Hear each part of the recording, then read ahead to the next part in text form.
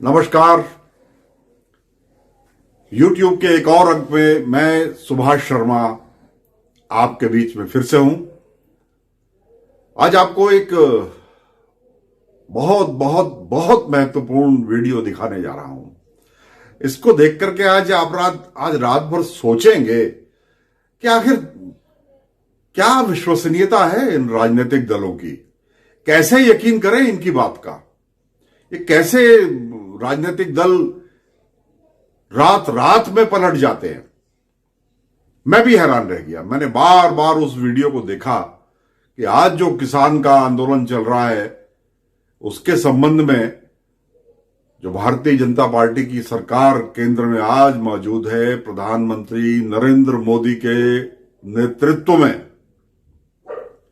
वो इस एक्ट के, इस बिल के और मल्टीनेशनल्स यानी बड़े खरीदारों के इस किसानों के साथ जो बड़े स्केल पर जो सीधी खरीदारी करने का एक प्रस्ताव पहले आया था, उसका किस तरह से विरोध किया था और भारतीय जनता पार्टी के असली विचार क्या है वो मैंने बार बार सुने। सुन करके मैं तो हैरान रह गया। आज केंद्र की सरकार, मैं नाम नहीं लेना चाहता था लेकिन आज मजबूरी है क्योंकि आज आपको समझाना है और आपने समझना है इस बात को, तो आज नाम लेना जरूरी है। आज भारतीय जनता पार्टी की जो केंद्र की सरकार है, प्रधानमंत्री नरेंद्र मोदी के नेतृत्व की सरकार, वो इससे पहले इस बिल के बारे में क्या सोचते थे, आज आपको ये दिखाने का वक्त है। अरुण जेटली जी जिस वक्त राज्यसभा में लीडर ऑफ अपोजिशन थे और ऐसा कोई प्रस्ताव संसद में लाया गया था, उस वक्त उन्होंने कितने गजब के तर्क देके इस तरह के किसी भी प्रयास की बखिया उधेड़ दी थी। अभी आप देखेंगे, थोड़ा सा मेरे साथ जरा सा सब्र रखें, थोड़ा सा धैर्य रखें, आपको बैकग्राउंड समझा दूं। उस वक्त ये कोशिश हुई थी जो आज एक कानून बन चुका है और उसका इतना जबरदस्त विरोध किया था कि मल्टीनेशनल कंपनियां, बड़े उद्योगपति जब किसानों से सीधे सीधे खरीदारी करेंगे तो क्या होगा, भारतीय जनता पार्टी के क्या विचार थे, ये आप इस वीडियो में देखेंगे। आप जानते हैं अरुण जेटली जी आज हमारे बीच में नहीं रहे, मगर राज्यसभा की कार्रवाई से ये वीडियो मुझे मिला है।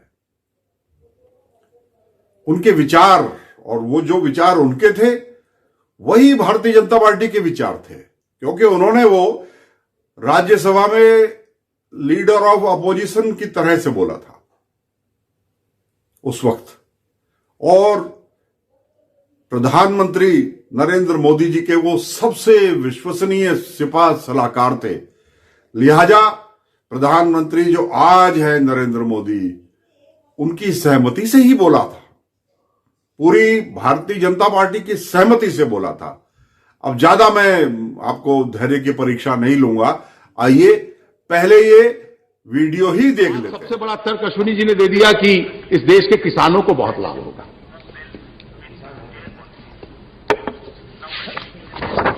मैं केवल 2-3 तर्क इस संबंध में देना चाहूंगा। आपकी सारे तर्क का आधार यह है कि आज बाजार में बहुत सारे मिडलमैन हैं, बिचौलिए हैं।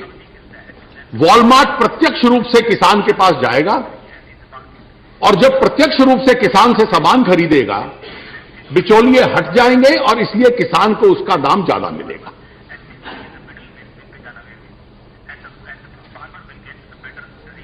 आप अमेरिका और यूरोप के किसान की स्थिति देखिए। वहां तो 20-30 साल से ये लोग हैं।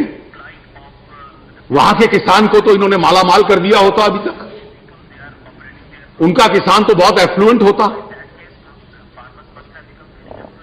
क्योंकि बड़े बड़े स्टोर वहां हैं, प्रत्यक्ष रूप से किसान से खरीदते हैं। और सारा का सारा पैसा जो बिचौलिए की जेब में जाता था वो बिचौलिए की जेब में न जाकर अब किसान की जेब में जाएगा।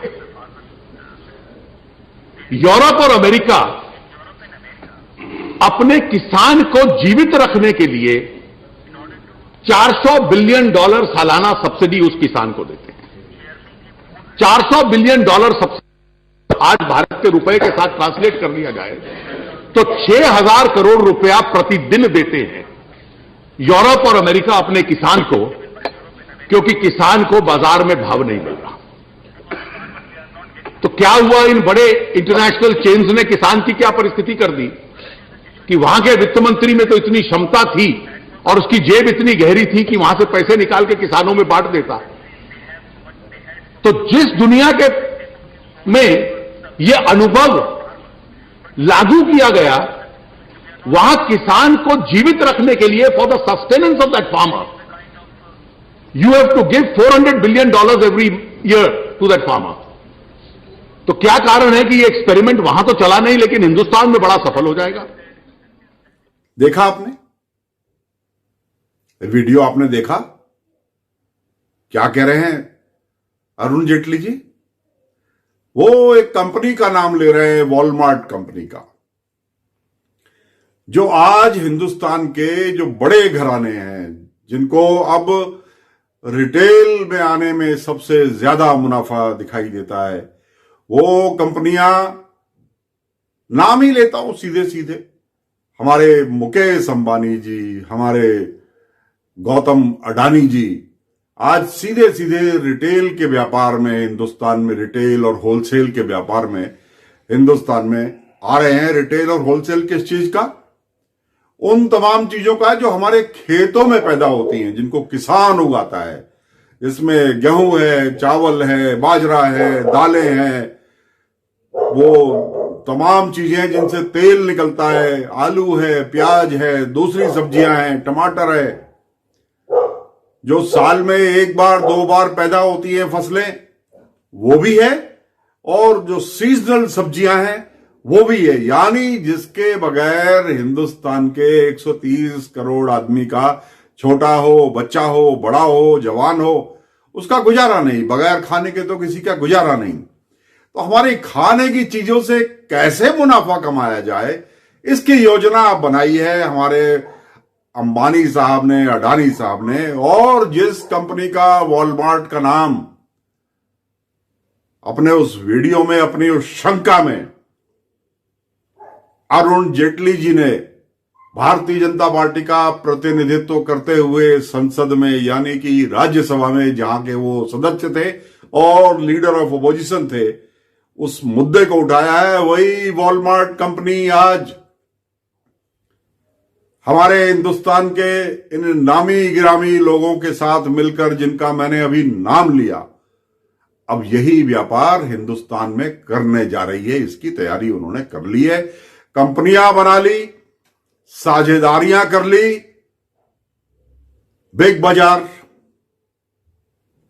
Reliance store, fresh and easy और इसके अलावा भी जो अन्य बड़ी चेन है, ये सब तैयारी इनकी हो गई। और दुनिया भर से 2.5 लाख से 3 लाख करोड़ रुपया इस कोरोना काल में इसमें इन्होंने इन्वेस्ट कर लिया। उन्हीं के खिलाफ, उसी वॉलमार्ट के खिलाफ जो इनका बड़ा साझेदार है इन कंपनियों का, और जो इनको अपने अनुभव से काम करने का तरीका सिखाएगा। क्योंकि किसान से सस्ता लेकर उसको ज्यादा से ज्यादा मुनाफे में कैसे बेचा जाए, आम आदमी को कैसे मजबूर कर दिया जाए कि वो साफ सुथरे एयर कंडीशन मार्केट में, एयर कंडीशन गोडाउन में, एयर कंडीशन बड़े बड़े स्टोर्स में इन सामानों को खरीदने के लिए कैसे उसको फंसाया जाए, इस तरकीब को वॉलमार्ट बहुत अच्छी तरह जानती है। तो आज पर्दे के पीछे का खेल वही कंपनी खेल रही है जिसके खिलाफ अरुण जेटली जी इस वीडियो में बोल रहे हैं। सुना ना आपने? उन्होंने ये भी बताया कि किस तरह अमेरिका और यूरोप का किसान आज सरकार की सब्सिडी के लिए मोहताज है। अरुण जेटली जी ने यह भी बताया कि आज उन किसानों को जो आज पूरी तरह से वॉलमार्ट के चंगुल में फंस चुके हैं, यह अरुण जेटली जी ने बनाया, मुझे नहीं मालूम। अरुण जेटली जी एक विद्वान व्यक्ति थे, ये उन्होंने बताया, और उनका अविश्वास करने का कोई कारण मेरे पास नहीं है। और भारतीय जनता पार्टी के लोगों, आज अगर अरुण जेटली जी की आंख बंद हो गई तो आप इतनी जल्दी उनकी बात को नकार भी नहीं सकते। उन्होंने ये बताया कि किसान की आज ये हालत हो गई है अमेरिका और यूरोप में, पिछले 25-30 वर्ष तो उन्होंने बताया कि इतना वर्ष तो इनको हो गया, मेरी जानकारी में इनको 50 वर्ष से ज्यादा अमेरिका में काम करते हुए हो गया है। और आज अमेरिका और यूरोप का किसान उनके चंगुल में फंसा है। उनको माल देने के सिवा, उनको उत्पाद देने के सिवा, उनको उत्पाद सस्ते रेट पर बेचने के सिवा उसके पास कोई चारा नहीं है।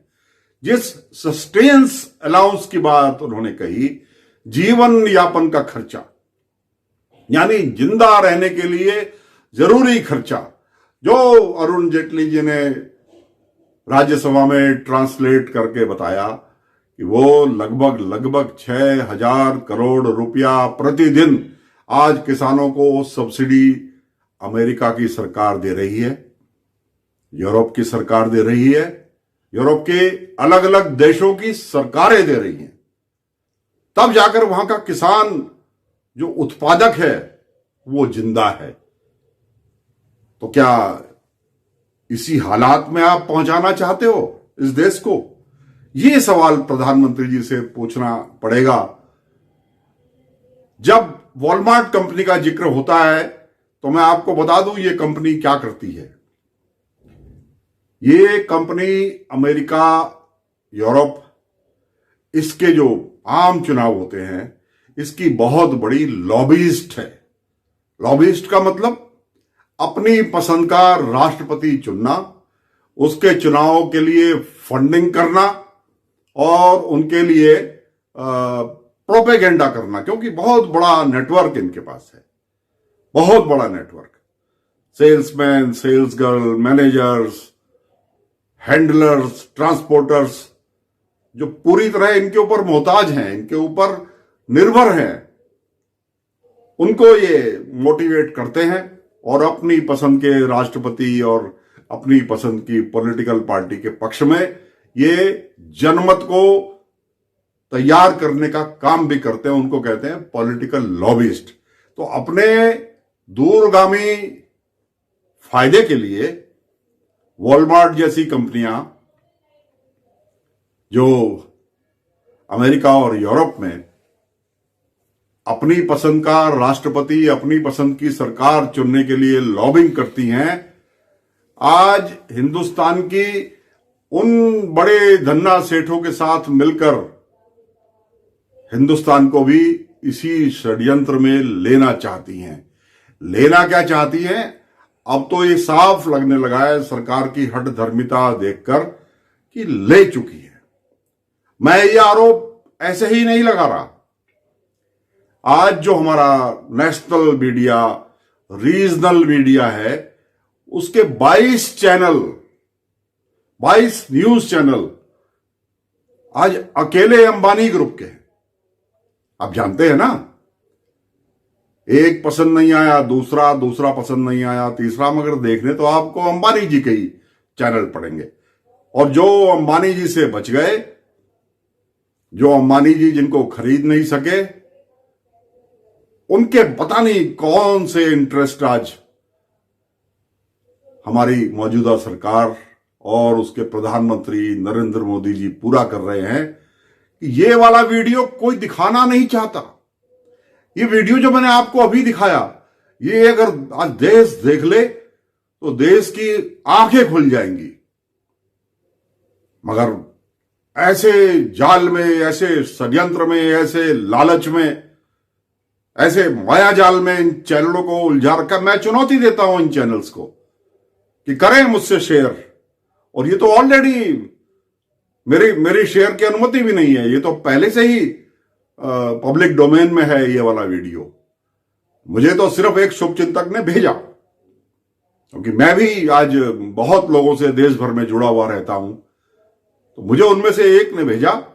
और ये हिंदुस्तान के एक एक उस आदमी को देखनी चाहिए जिनको ये लगता है कि भारतीय जनता पार्टी और नरेंद्र मोदी पाक साफ हैं, वो किसानों के हित की बात कर रहे हैं।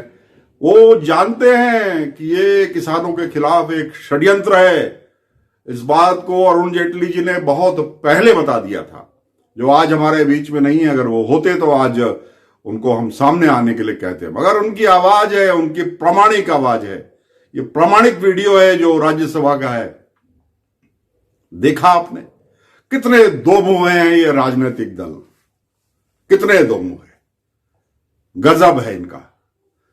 ठीक से ये मालूम होते हुए भी कि किसान इन मल्टीनेशनल्स के, इन धन्ना सेठों के चंगुल में फंसने वाला है, उसके बावजूद ये कानून और बिना वोटिंग के ध्वनि मत से पास करा दिया। अगर आज ये पूछा जाए कि कितने सांसद इस कानून के पक्ष में थे जब ये कानून पास हुआ, तो इसका आंकड़ा नहीं है, क्योंकि इतने महत्वपूर्ण बिल को पास करके एक्ट बना दिया गया जो किसानों से जुड़ा हुआ है, जो किसानों की जिंदगी से जुड़ा हुआ है और किसानों के माध्यम से उनके पैदा किए हुए अनाज, सब्जियां, फल वगैरह से जुड़ा हुआ है।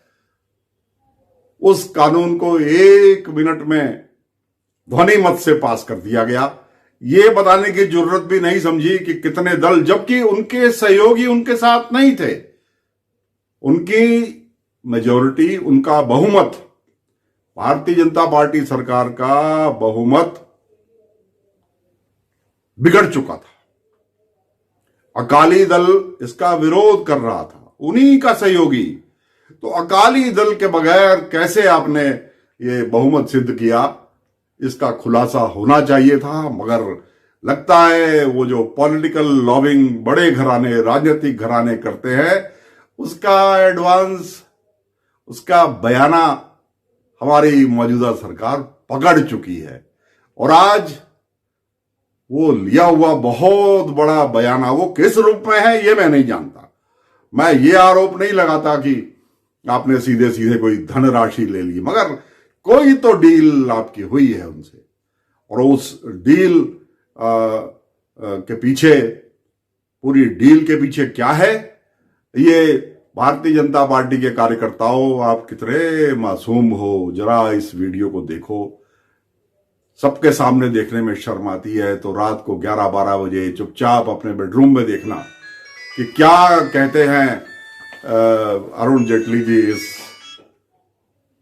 एक्ट के बारे में, इस प्रकार की कोशिश के बारे में। मेरा काम है आपकी आंख खोलना, मेरा काम है जनता को जागरूक करना। अब क्या सही है, क्या गलत है, अरुण जेटली सही थे या आज नरेंद्र मोदी सही हैं, किसान गलत हैं या उस वक्त जो शंकाएं इस पर जाहिर की गई थी वो गलत थी, ये फैसला करना आपका काम है। मैं इस महत्वपूर्ण वीडियो को आपके सामने लेकर के आया, मेरा फर्ज पूरा हुआ। इस पर जन जागरण कीजिए और मैं गलत हूं तो मुझे भी लिखिए, और अगर मैं सही हूं तो मेहरबानी करके मेरी इस पोस्ट को लाइक करिए, इस पर कमेंट करिए, अपने विचार इस पर जरूर दीजिए, आप मुझसे सहमत हो या ना हो। और इसको सब्सक्राइब करके मेरी इस ताकत को भी बढ़ाइए। आपका एक बार फिर से सुभाष शर्मा की ओर से बहुत बहुत आभार।